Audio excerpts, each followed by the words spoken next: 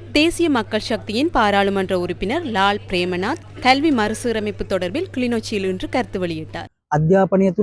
சிறுவயது முதல் ஒரே கல்வி முறையில் கிளியை போன்று மனப்பாடம் செய்கின்ற பரீட்சைகளை முதன்மைப்படுத்திய கல்வி முறைமை ஒன்று இருந்தது.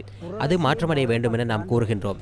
கல்வியில் பிள்ளைகள் ஆக்கத்திறனுடன் சிந்தித்து இந்நாட்டை அபிவிருத்தி செய்வதற்காக ஆக்கத்திறனுடன் செயற்படுகின்ற ஒரு பிரஜையாக அவர்களை மாற்ற வேண்டும். அதற்காக பாரியதொரு அடித்தளத்தை அரசாங்கத்தால் திசை காட்டியால் முன்வைத்துள்ளோம். இந்த பரிணாம வளர்ச்சியை விரும்பாதவர்கள் இருக்கலாம், எதிர்த்தரப்பினர் இருக்கலாம். தற்போதுள்ள முறைமை சிறந்த விதமாக மாற்றமடைவது விரும்பாதவர்களும் இருக்கலாம். அவர்களின் வசைப்பாடல்கள், அவமானப்படுத்தல்கள் இருக்க முடியும்.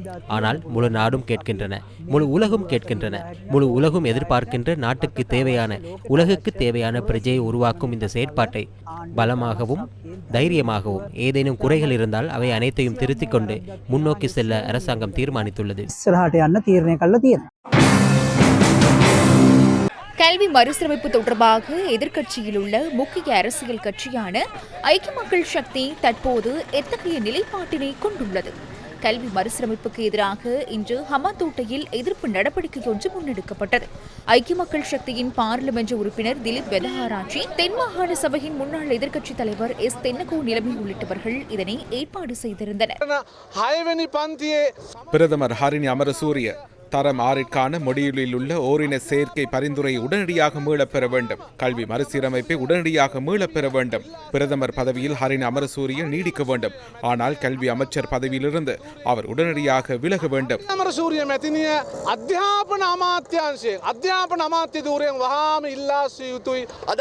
இன்று அரசாங்கத்தை அமைத்துள்ள இவர்கள் கல்வித்துறையை சீர்குலைக்கும் ஒரு வேலை திட்டத்தை முன்னெடுத்து வருகின்றனர்.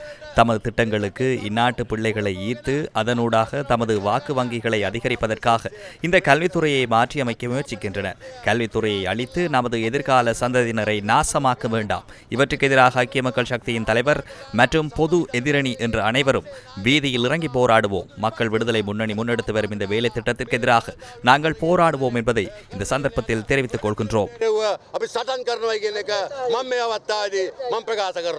ஐக்கிய மக்கள் சக்தியை சேர்ந்த ஒரு தரப்பினர் இவ்வாறு தெரிவித்து வரும் நிலையில் அக்கட்சியின் தலைவரும் எதிர்க்கட்சித் தலைவருமான சஜித் பிரேமதாச நேற்று கருத்து தெரிவிக்கையில் கல்வி மறுசீரமைப்புக்கு எதிராக தனது கட்சி செயற்படவில்லை என்று குறிப்பிட்டார்.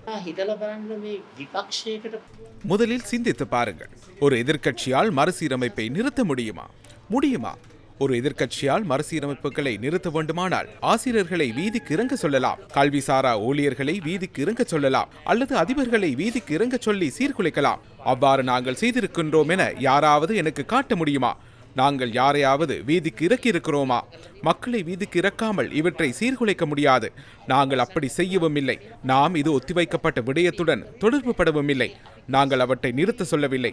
எதிர்க்கட்சியாகிய நாங்கள் இந்த மறுசீரமைப்புக்கு எந்த வகையிலும் எதிரானவர்கள் அல்ல. நான் ஒன்றை கூறுகிறேன், இந்த மறுசீரமைப்பு இன்னும் துரிதப்படுத்தப்பட்டால் நாங்கள் மகிழ்ச்சி அடைவோம். அதுவே உண்மை.